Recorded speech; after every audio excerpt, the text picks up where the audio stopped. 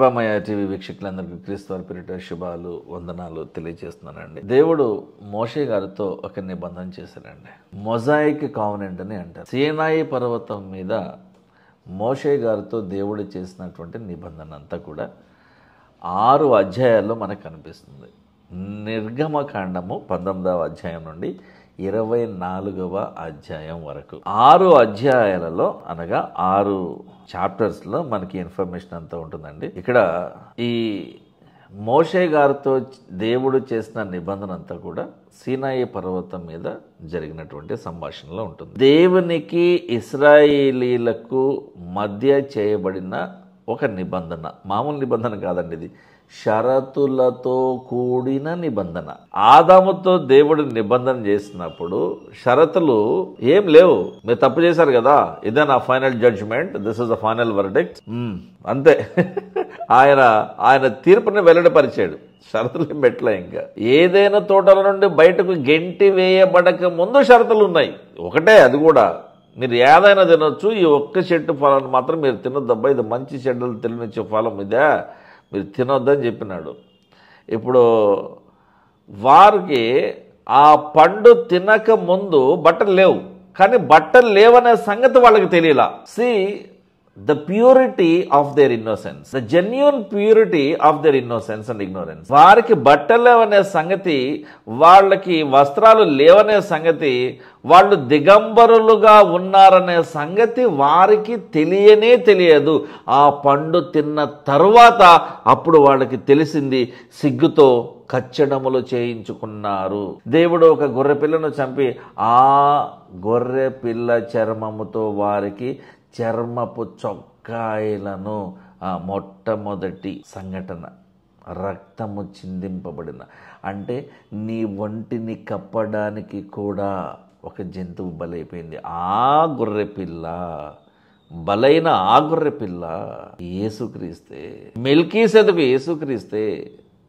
అబ్రహాము తన కుమారుడైన ఇస్సాకును బలిగా అర్పించడానికి సిద్ధపడినప్పుడు ఒక దేవదూత, యెహోవా దూత వచ్చి, అబ్రహాము ఆగు, బలివకు, అక్కడ కొమ్మలు తగులుకొని ఉన్న ఒక పొట్టేలు ఉన్న చూడు, అక్కడ చెట్ల పొదలలో ఆ గొర్రె పిల్లని, ఆ పొట్టేలను తీసుకొని వచ్చి ఇక్కడ నీ కుమారునికి బదులుగా నీ కుమారుని నువ్వు తీసుకెళ్ళు, ఆ గొర్రెని, ఆ పొట్టేల్ని చంపేసి దాన్ని బలిగా అర్పించు అన్నాడు. అబ్రహాం గారికి బంపర్ ఆఫర్ అనమాట. కొడుకుని ముందు మనసులో చంపేసుకున్నాడు. ఒక్కగానొక్క కొడుకు కదా, 99 ఏళ్ల వయసు తర్వాత పుట్టిన కొడుకు కదా, ఆల్రెడీ ఇష్మాయిల్ని పంపించేమన్నాడు కదా, అటు తర్వాత పిల్లలు లేక తోడు లేక నేను ఎంత బాధ, ఎంత ఆస్తుండి ఏం సుఖం, ఎంతమంది దాసులుండి ఏం సుఖం, అయ్యో పుత్రుడు లేని వాడినైపోతున్నానే, ఇక నా దాసులే ఈ ఆస్తికి వారసులు అవుతారులే అని అనుకున్న సందర్భంలో పుట్టిన కొడుకు కదా, ఆ కొడుకు నా కళ్ళ ముందు నేనే చంపేసుకుంటే ఎంత బాధ ఉంటుంది. అప్పుడప్పుడు కొంచెం డీప్గా ఆలోచించి ఏడ్చేస్తాను నేను. అంటే అబ్రహాం గారు ఎలా ఫీల్ అయ్యి ఉంటాడు? How could that moment be? ఎట్లుండదు? ఆ అబ్రహాం గారితో మాట్లాడుతూ దేవుడు నిబంధన చేస్తూ అక్కడ కూడా ఏమి షరతులు పెట్టలా. నువ్వు అక్కడ దేశానికి వెళ్ళు అన్నాడు, ఇది చేయి అది చేయి ఇది చేయి అంతే, సలహాలే. అక్కడ నిబంధనలో సలహాలు ఉన్నాయి అంతే. నోవాతో నిబంధన చేసినప్పుడు కూడా అన్ని సలహాలే ఉన్నాయి. ఇది నింపండి, అది నింపండి, అది చేయండి, ఇది చేయండి, ఇదిగో కూర మొక్కలాగానే మీకు మాంసాన్ని కూడా మీకు ఆహారంగా ఇస్తున్నా అన్నాడు. అవి కూడా షరతులు లేవు. కానీ మోషే గారితో నిబంధన చేసే సమయానికి షరతులు వచ్చినాయి. షరతులతో కూడిన నిబంధన, ఒక వడంబడిక, ఒక అగ్రిమెంట్ అన్నమాట. ఏం చెప్తున్నాడు? విధేయత చూపిస్తే ఆశీర్వాదం, విధేయత చూపించకపోతే శాపం, మీ ఇష్టం అని అన్నాడు. అంటే ఏంటి? విధేయత చూపించడం అంటే లోబడి ఉండడం, విధేయత చూపించకపోవడం అంటే అవిధేయత చూపించడం. అంటే అర్థం ఏంటి? నువ్వు లోబడి ఉండట్లేదు, లోబడి ఉండకపోతే శాపం, లోబడి ఉంటే ఆశీర్వాదం. ఈ రోజు కూడా ఇదే రూల్. నిర్గమకాండము 19వ అధ్యాయము 5వ వచనం ఒకసారి మీకు వినిపిస్తాను. మీరు నా మాట శ్రద్ధగా విని నా నిబంధనను అనుసరించి నడిచిన ఎడల, ఇఫ్ యూ ఫాలో, కండిషన్ అని చెప్పాను కదా, కండిషన్, షరతు, మీరు సమస్త దేశ జనులలో నాకు స్వకీయ సంపాద్యమగుదురు.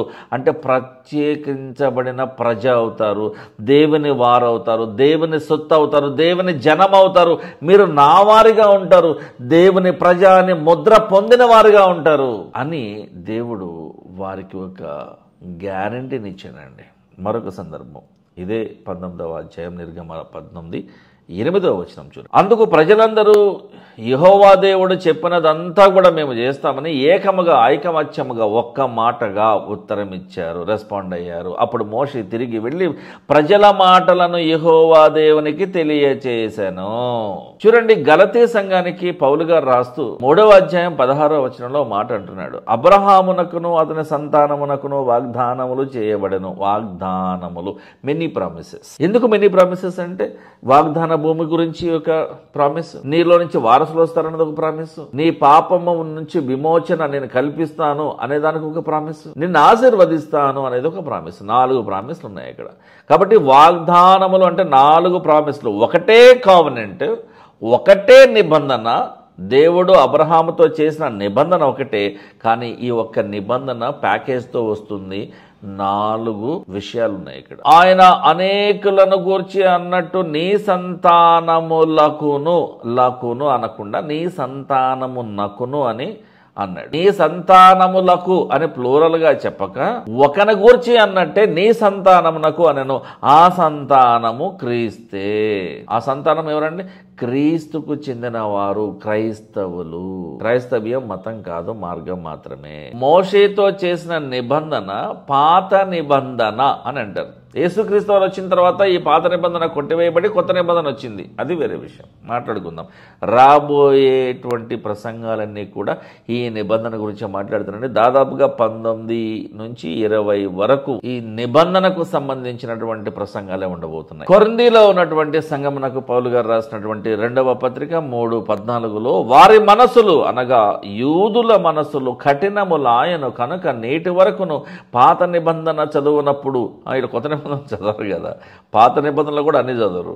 పాత నిబంధన చదవబడినప్పుడు అది అనగా ఆ పాత నిబంధన ఓల్డ్ గవర్నమెంట్ ఏదైతే దేవుడు మోషేతో సినాయి పర్వతం మీద చేశాడో ఆ నిబంధన క్రీస్తునందు కొట్టివేయబడినని వారికి తేటపరచబడక ఆ ముసుగే నిలిచి ఉన్నది. ఏ ముసుగండి? పాత నిబంధన అనేటువంటి ముసుగు క్రింద బతుకుతున్నటువంటి యూదులు ఈ రోజున 93 లక్షల మంది యూదులలో, ఇస్రాయేల్ దేశంలో ఉన్నటువంటి 93 లక్షల యూదులలో దాదాపుగా 85 లక్షల మంది యూదులు వాస్తవానికి క్రైస్తవులు. క్రైస్తవులు అంటే పాత నిబంధన క్రైస్తవులు అని చెప్పవచ్చు. అసలు క్రైస్తవులను కూడా అనకూడదు, వాడిని యెహోవా భక్తులని అనవాడు, పాత నిబంధన భక్తులు అని అనవాడు. మోషే నిబంధన చట్టము కింద బ్రతుకుతున్నటువంటి యూదులు అని అనవాళ్ళని. ఎందుకంటే క్రీస్తుని అంగీకరించారు కాబట్టి వాళ్ళని క్రైస్తవులు అనడానికి లేదు. ఈ 85% ఎవరైతే అంటే 85 కోట్ల మంది ఉన్నారో, 80%, మరి ఈ 85 కోట్ల మంది యూదుల్లో దాదాపుగా ఒక 4-5 కోట్ల మంది ఈ రోజున క్రైస్తవులుగా మారి ఉన్నారు. 11 కోట్లకి కానీ ఈ నంబర్ చేరింది అంటే యేసుక్రీస్తు వారు 2వ రాకడ వచ్చేసినట్టునండి. యూదులు మారు మనసు పొందడం అనేది ఎంతో కష్టంతో కూడిన పని. వాళ్ళకి సువార్త ప్రకటించలేమండి. మనం మూర్ఖపు జనము అస్సలు వినరు. వాళ్ళకి సైన్స్ అండ్ టెక్నాలజీ ఎక్కువైపోయి, తెలివి ఎక్కువైపోయి, జ్ఞానం ఎక్కువైపోయి, వివేకం ఎక్కువైపోయి, ఆలోచన ఎక్కువైపోయి ప్రతిదానికి ప్రూఫ్ ఉందా అని అడుగుతున్నారు. మరి మీ పితరులు ప్రూఫ్ను చూసుకుని వెళ్ళారా? అబ్రహాము ఇరాకు దేశం నుండి బయలుదేరి సిరియా మీదుగా ఈ హెబ్రోను ప్రాంతమునకు వచ్చినప్పుడు, యెరూషలేము ప్రాంతంలో నివసించినప్పుడు, అటు తర్వాత ఐగుప్తు వెళ్ళడం మళ్ళీ వచ్చేసాడు, అది వేరే విషయము. మరి దేవుణ్ణి అడిగాడా? అనుమానించాడా? మరి లేదు కదా. కానీ ఈ రోజున ఆ అబ్రహాము పిల్లలమని చెప్పుకుంటున్నటువంటి సంకలు గుద్దుకుంటున్న యూదులు దేవుని నమ్మిన అబ్రహాముకున్న విశ్వాసములో 1% కూడా లేకపోవడం దారుణం అండి. ఉన్నది కానీ సగం దేవుడినే నమ్ముతున్నారు, యెహోవా దేవుడిని నమ్ముతున్నారు. మిగతా సగమైనటువంటి యేసుక్రీస్తుని నమ్మట్లా. నువ్వు సగం క్రైస్తవుడిలాగా ఉంటున్నావు. అలాగా వెచ్చగానైనా ఉండక, చల్లగానైనా ఉండక, నులివెచ్చగా ల్యూక్వామ్గా ఉంటే నీకు నష్టము అని చెప్తున్నాడు. ఆ ముసుగే నిలిచి ఉంది అంటున్నాడు. అందుకని ఆ ముసుగే, ఆ పాత నిబంధన అనేటువంటి ఆ పాత విశ్వాసానికి సంబంధించిన ముసుగులోనే బతుకుతున్నారా బాబు. ఆ ముసుగు తీసివేయండి, క్లియర్ గా కనిపిస్తుంది. హెబ్రీ పత్రిక 8వ అధ్యాయము 6వ వచనం, పౌలు గారు రాసిన పత్రిక ఇది కూడా. ఈయనైతే అనగా యేసుక్రీస్తు ప్రభుని గురించి మాట్లాడుతూ పౌలు గారు చాలా డేరింగ్ స్టేట్మెంట్ అండి ఇది. ఇప్పుడు మరి ఎక్కువైన వాగ్దానములను బట్టి, ఆ రోజున 4 వాగ్దానాలే అబ్రహాం గారికి ఇవ్వబడింది, చేయబడింది 4 వాగ్దానాలే. ఆ నిబంధన ఒక ప్యాకేజ్ లో వచ్చింది, దాంట్లో 4 వాగ్దానాలు ఉన్నాయి. అయితే ఇప్పుడు మరి ఎక్కువైన వాగ్దానములను బట్టి నియమింపబడిన ఎక్కువ నిబంధనకు మధ్యవర్తి అయి ఉన్నాడు. దేవుడు మనుషులందరితో చేస్తున్న క్రొత్త కొత్త నిబంధనకు మధ్యవర్తి ఎవరయ్యా అంటే యేసుక్రీస్తు ప్రభువే. కాబట్టి మరి శ్రేష్టమైన సేవకత్వము పొంది ఉన్నాడు. సేవకత్వము, సర్వెన్షిప్. ఈ రోజున ఎంతో మంది క్రైస్తవులు క్రీస్తు లక్షణాలు లేకుండా బ్రతుకుతూ ఉన్నారు, క్రీస్తు స్వభావం లేకుండా బ్రతుకుతూ ఉన్నారు. యేసుక్రీస్తు క్షమించమని చెప్పినారు. క్షమించడం అనేటువంటి ఆ కాన్సెప్ట్ కి పునాది వేసి ఆ పునాది రాయని కదలకుండా అలాగే ఉంచింది కూడా యేసుక్రీస్తు ప్రభు. చిన్న ప్రార్థన కొరకు తలలో వచ్చిద్దాం. పరలోకమందున్న మా తండ్రి, మా ప్రార్థన ఆలకించండి ప్రభు. నీవు మనుషుల ఎడల ఎంతో దయ జాలి కలిగి ఉన్నావు ప్రభు. నీ ప్రణాళికను ప్రతి ఒక్కరితో మాట్లాడుతూనే ఉన్నావు ప్రభు. అందరితో మాట్లాడుతూ ఉన్న మాతో ఈ రోజున మాట్లాడుతూ ఉన్నావు ప్రభు. నీవు ఇచ్చేటువంటి నెమ్మది సమాధానం కొరకు ఎదురు చూస్తూ ఉన్నాం నాయన. మా జీవితాలలో బాగోలేనిది ఏదైనా సరే ఉంటుందని బాగు చేయండి ప్రభు. మా అవిశ్వాసాన్ని బాగు చేయండి నాయన. మా ఆత్మీయ కన్నులను తెరిపించండి ప్రభు. ప్రతి విషయంలో మా అందరికీ మీరే తోడుగా మమ్మల్ని నడిపించమని యేసుక్రీస్తు వారి పరిశుద్ధ నామంలో ప్రార్థిస్తున్నాం తండ్రి. ఆమేన్. Thank you. లైక్ చేయండి, కమెంట్ చేయండి, సబ్స్క్రైబ్ చేయండి, మాతో ట్రావెల్ చేయండి. మా పరిచర్య నిమిత్తమై మీరు ప్రార్థించండి. మీ అందరి కొరకు, మీ అందరి కుటుంబాల కొరకు మేము తప్పకుండా ప్రార్థన చేస్తూ ఉంటాం. Thank you.